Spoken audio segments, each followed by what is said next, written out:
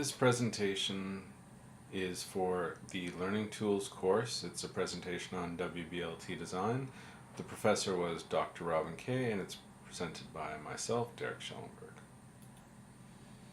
Quick overview. Some of the things that I'll be talking about in this presentation include the purpose, the tools used, its evolution, target audience, and the naming of this WBLT. So, the overall Google site originally was going to focus on English skill tutorials, and it has since been expanded by myself to also include technology tutorials as well. The specific WBLT that I focused on initially, the third of three, is how do you conduct a seminar. Target audience for the initial tutorial is grade 11 university English students, and hopefully over time it will be for grade 9 to 12 students at our school in York Region and beyond.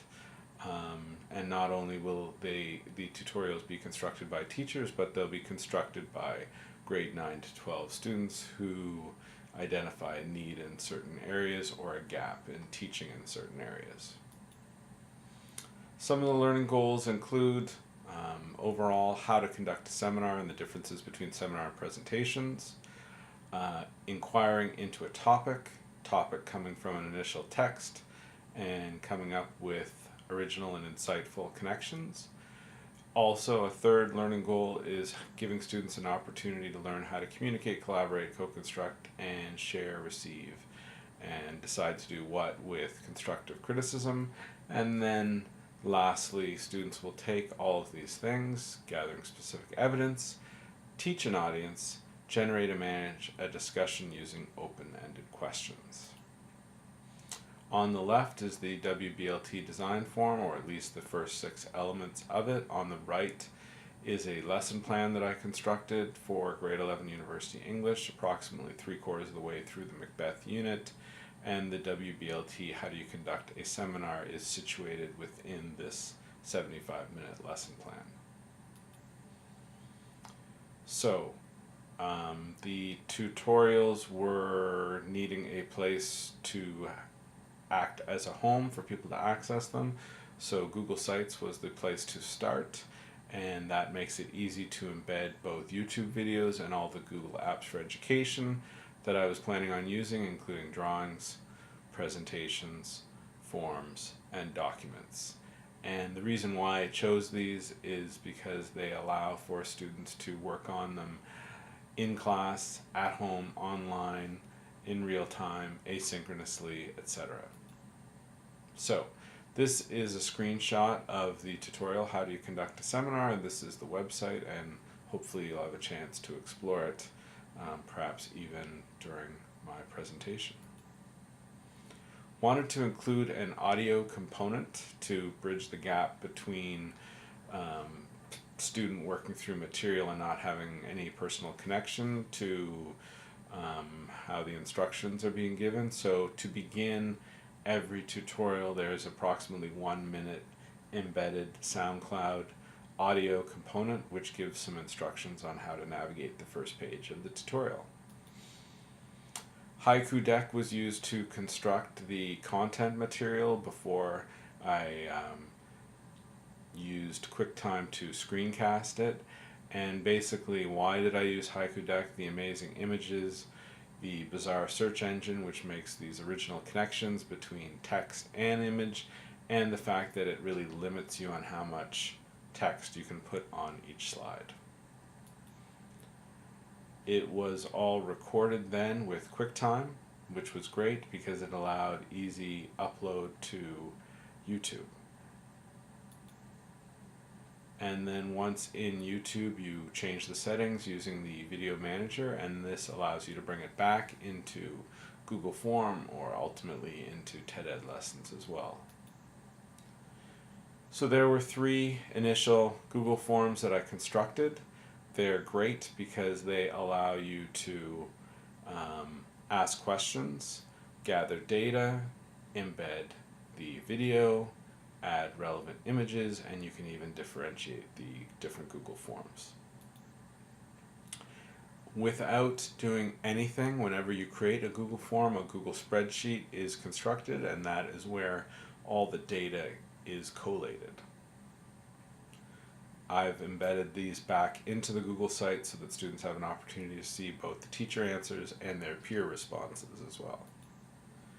And Google Spreadsheet and Google Form also have this, which is the data is been organized so that you can present it back to students seconds after they complete the Google form. To go beyond the simple video and asking questions strategy of constructing a WBLT, I added in Google Documents. The one on the left is for a group to choose a topic from the initial primary text, which might be Macbeth, to construct inquiry questions, to start gathering research, and for each group member to carve out a subtopic within the overall topic. And then a number of these different things that they are doing and creating are going to be placed in Moodle discussion forums. You can see on the right, students have chosen inquiry topics and started to construct inquiry questions. The document on the left is for individual students to actually organize what they're going to present to their classmates in terms of first what are they going to teach them, and then within sort of 2 to 3 individual sections afterwards they supply specific research evidence, quotations from primary text, their evidence from research, maybe quotes, maybe stats, data, etc., open-ended questions, and then ultimately their answers after their classmates have had a chance to respond. In addition, I created a 4th Google form where people preparing for seminars could compare the seminars that we use, that model versus this model that's used in a middle school classroom. Lastly, and what I think is one of the most effective ways to use Google presentation, is for groups to take an initial template where a teacher has provided some basic instructions, some basic elements, and then students build out the entire presentation, and they share it with each other, they share it with the teacher, etc. One of the final components that we include in all our English assignments, because it's very important in our new curriculum, is the idea of reflection or metacognition, and that doesn't occur just at the end, but also there can be pre-reflection or even reflection during the actual process. So we've built in 2 opportunities into these tutorials as they get ready for seminars for students to reflect on how they're doing, what questions they have, etc., and then how did they do after they presented or delivered the final seminar. In terms of assessment and evaluation, try to break it up into 3 categories: diagnostic, check for understanding. Do they understand the difference between a seminar and a presentation initially? Do they know how to construct open-ended questions? Build in a number of formative checkpoints in the process. Specifically, the Google Forms, collecting that data is formative, and then also the group seminar planning chart and some of the discussion forum sharing, and then the ability to comment within Google Presentations and Google Docs allows not only the teacher but also peers to give each other feedback during the process. Summative evaluation, different components are included. Pre and post reflection would be part of the summative. Seminar planning notes would also be submitted for evaluation. The Google group presentation document, the slideshow, would also be part of that.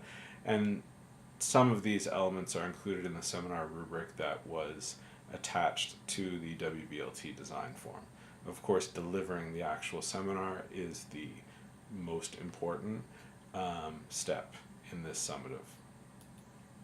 So, some next steps that I want to explore, including not bad in terms of gathering data and using different opportunities to get student responses, but how do you respond with that data? How do you alter teaching? How do you alter a course? how do you respond to what you get from the learners.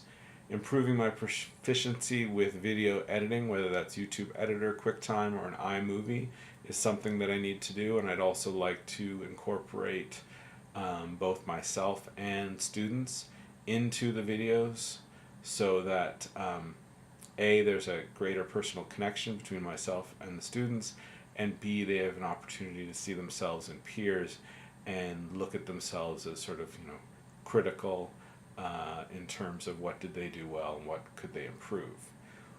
Working on improving my personal voice in these different digital constructs is something that I need to do. So whether it's the way I use voice as well as the way I use image and also even the text that I include, these are areas that I could improve to sort of deepen the connection between the learner and the person who designs the learning experience.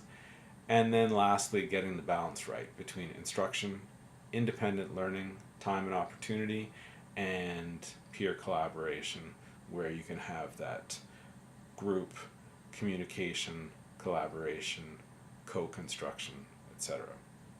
Thank you very much.